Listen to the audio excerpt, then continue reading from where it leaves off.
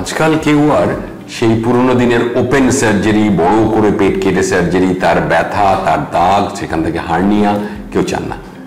সবাই চান laparoscopic surgery, ছোট ছোট ছিদ্র 5 মিলিমিটার 1 সেন্টিমিটার, তার মাধ্যমে অপারেশন। কিন্তু অনেকেরই প্রশ্ন যে কি কি অপারেশন ল্যাপারোস্কোপির মাধ্যমে করা প্রয়োজন বা করা যায়। ল্যাপারোস্কোপিতে কিন্তু অনেক রকম অপারেশন করা যায় গাইনোকোলজিতে, এবং আরও যত দিন যাচ্ছে আরও বেশি অপারেশন ল্যাপারোস্কোপির আওতায় আসছে। প্রথমত, যেখানে ইউট্রাস বাদ যাবে বা ইউট্রাসের টিউমার বাদ যাবে বা ওভারিয়ান সিস্ট বাদ যাবে, এগুলো তো ল্যাপারোস্কোপিতে করা যায়ই। যেখানে ইনফার্টিলিটি, বন্ধ্যাত্ব, পলিসিস্টিক ওভারি রয়েছে, সেগুলো ড্রিলিং করা, টিউব ব্লক থাকলে ইনফার্টিলিটিতে, বন্ধ্যাত্বতে সেই টিউব ওপেন করা, এগুলোও করা যায়।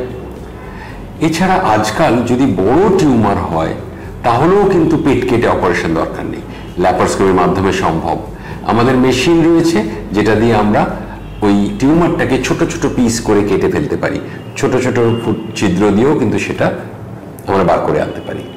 সেরকম বড় ওভারিয়ান সিস্ট হলে জল ভর্তি একটা স্যাক, আমরা জলটাকে আলাদা এবং স্যাকটাকে আলাদা বার করলে ছোট ছিদ্র দিয়ে সেটা করা সম্ভব। আজকাল অঙ্কোলজি সার্জারি মানে ক্যান্সার সার্জারিও কিন্তু আমরা ল্যাপারোস্কোপির মাধ্যমে করতে পারছি। অনেক ক্যান্সার সার্জারি কিন্তু ল্যাপারোস্কোপির মাধ্যমে হচ্ছে।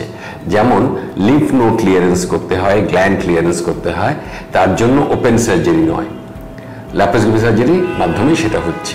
আজকাল এসে গেছে 3D ল্যাপারোস্কোপিক সার্জারি, এটা আরও অ্যাডভান্সড, তার ফলে আরও সূক্ষ্ম অপারেশন করা সম্ভব হচ্ছে। অর্থাৎ এটা বড়ই সুখবর যে ক্রমে ক্রমে এই ওপেন সার্জারি, পেট কেটে সার্জারি কিন্তু অবসলিট হয়ে যেতে বসেছে। যেগুলো ইমার্জেন্সি সার্জারি, যেরকম একটোপিক প্রেগনেন্সি, অনেক সময় রাপচার্ড হয়ে যায়, রাপচার্ড একটোপিক প্রেগনেন্সি বা রাপচার্ড ওভারিয়ান সিস্ট বা টুইস্টেড ওভারিয়ান সিস্ট, এই এমার্জেন্সিগুলোও কিন্তু আজকাল পুরোপুরি ল্যাপারোস্কোপির মাধ্যমে করা যাচ্ছে। অর্থাৎ আপনারা সবাই খবর নেবেন, খোঁজ নেবেন যে কখনো যদি সার্জারি করাতে হয় সেটা ল্যাপারোস্কোপির মাধ্যমে করা যায় কিনা, এটাই প্রেফারেবল।